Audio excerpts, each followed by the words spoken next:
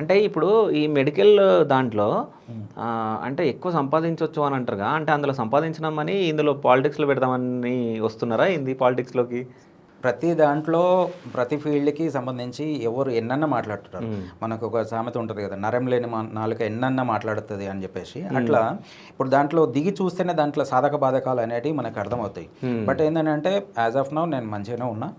But at the same time మనం ఇప్పుడు 50 members ఎంప్లాయీస్కి మనం ఎంప్లాయ్మెంట్ ఇస్తున్నాము. ఒక 10 మెంబర్స్ డాక్టర్స్ మనతో టైఅప్ అయి ఉన్నారు. మనం ఇప్పుడు doing well. Okay.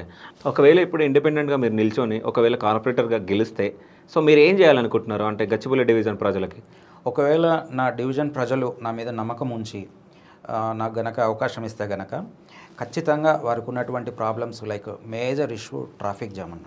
Traffic jams, poor roads, drainage, తర్వాత గార్బేజ్ కలెక్షన్లో మిస్మేనేజ్మెంటు, తర్వాత పూర్ శానిటేషను, ఇవి ఉన్నాయి. ఎట్లా అంటే మనకు మేజర్ జంక్షన్ నా డివిజన్లో ఏంటంటే విప్రో జంక్షన్ ఒకటి, మీకు కూడా తెలుసు అదే ఏరియాలో ఉంటారు. విప్రో జంక్షన్ ఒకటి, తర్వాత ట్రిపుల్ ఐటీ జంక్షన్ ఒకటి, బయోడైవర్సిటీ జంక్షన్ ఒకటి, outer ring road entrance Gachibowli దగ్గర, తర్వాత నానక్రామ్ కూడా హెచ్ఎండి ఆఫీసు, తర్వాత రాయదుర్గం పోలీస్ స్టేషను.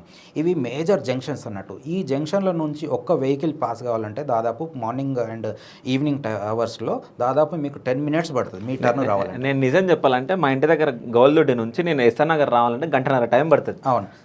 నైట్లో అయితే హాఫ్ అన్ అవర్లో వెళ్ళిపోతాం. అవును అవును. కానీ అక్కడ నుంచి ఇక్కడికి రావాలంటే గంటన్నర, ఒక్కోసారి 1:45 నిమిషాలు పడుతుంది. It directly effects public quality life అండి. జిహెచ్ఎంసీలో ఉంటున్నటువంటి ప్రతి ఒక్కరి లైఫ్ని మన ట్రాఫిక్ అనేది చాలా ఎఫెక్ట్ చేస్తుంది.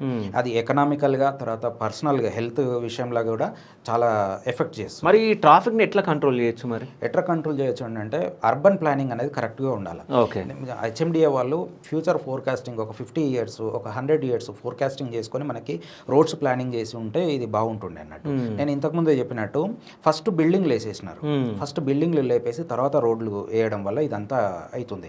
నాకు తెలిసి ఇప్పుడు దాదాపు 1.5 జనాభా ఉన్నది మనకి.